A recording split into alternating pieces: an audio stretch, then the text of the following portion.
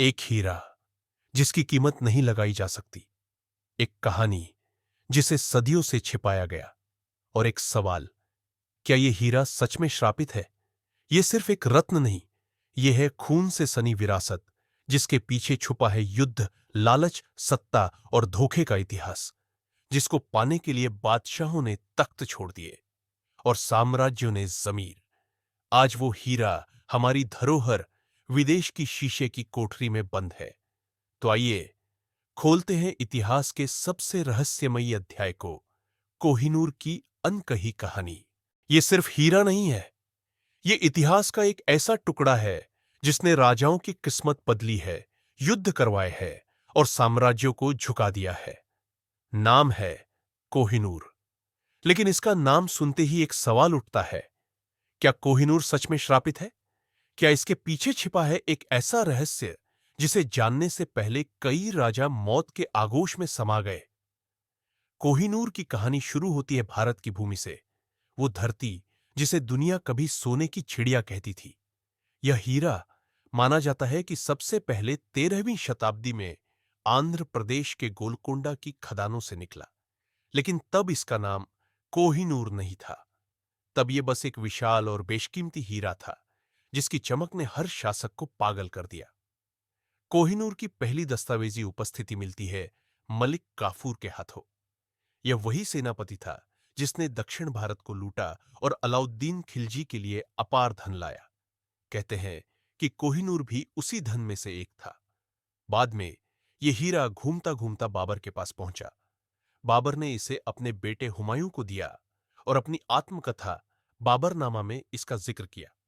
उसने इसे बेबेहुदा खूबसूरत बताया, मतलब बेहद अनुपम।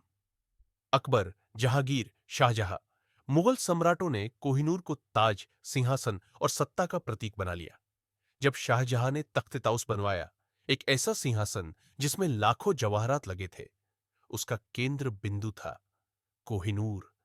लेकिन सत्ता जितनी तेजी से मिलती है, उतनी ही तेजी से छिनती भी है, और इसी हीरे ने मुगलों को कमजोर भी कर दिया।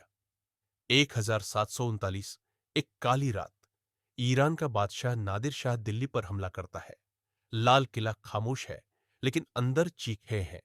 लाखों लोग मारे गए, और जब नादिर शाह दिल्ली से लौटता है, तो साथ में ले जाता है तख्त ए ताउस और उसके साथ कोहिनूर।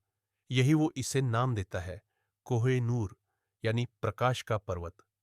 नादिर शाह की मौत के बाद कोहिनूर पहुंचा अहमद शाह अब्दाली के पास, अफगानिस्तान का क्रूर शासक। फिर कई पीढ़ियों तक यह अफगान दरबार में घूमता रहा, जब तक कि इसे महाराजा रणजीत सिंह ने पंजाब में लाकर लाहौर में स्थिर नहीं किया। लेकिन यहां भी शांति नहीं थी। ब्रिटिश ईस्ट इंडिया कंपनी की नजरें इस पर गड़ी थी। 1949, जब पंजाब ब्रिटिश भारत में शामिल होता है, तो 10 साल के दलीप सिंह से जबरदस्ती कोहिनूर लिया जाता है।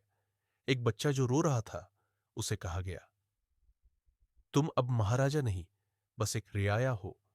फिर कोहिनूर को एक जहाज में बिठाकर इंग्लैंड भेजा गया, जहां उसे ब्रिटिश महारानी विक्टोरिया के ताज में जड़ दिया गया। कहते हैं, जिसने भी कोहिनूर पहना, वो या तो मारा गया या सत्ता से बेदखल हुआ। नादिर शाह, मारा गया अब्दाली, जहर से मरा रणजीत सिंह। मौत के बाद साम्राज्य छिना ब्रिटिश राज। 90 साल बाद गिर गया, तो क्या ये हीरा सच में श्रापित है? 1947 के बाद भारत ने कई बार कोहिनूर को लौटाने की मांग की, लेकिन ब्रिटेन हर बार कहता है, ये अब हमारा है। साल 2000, 2016, 2022, कई बार भारत, पाकिस्तान और अफगानिस्तान ने इसे अपना बताया। लेकिन आज भी कोहिनूर लंदन टॉवर में बंद एक शीशे के पीछे है। कोहिनूर की कहानी सिर्फ एक हीरे की नहीं, यह भारत की गुलामी, संघर्ष और गौरव की कहानी है। आज जब हम आजाद हैं, तो क्या हमें वो हिस्सा भी वापस नहीं चाहिए जो हमारी सभ्यता की शान था? क्या कोहिनूर वापस आएगा, या हमेशा एक बंद शीशे में एक बंद इतिहास बनकर रह जाएगा?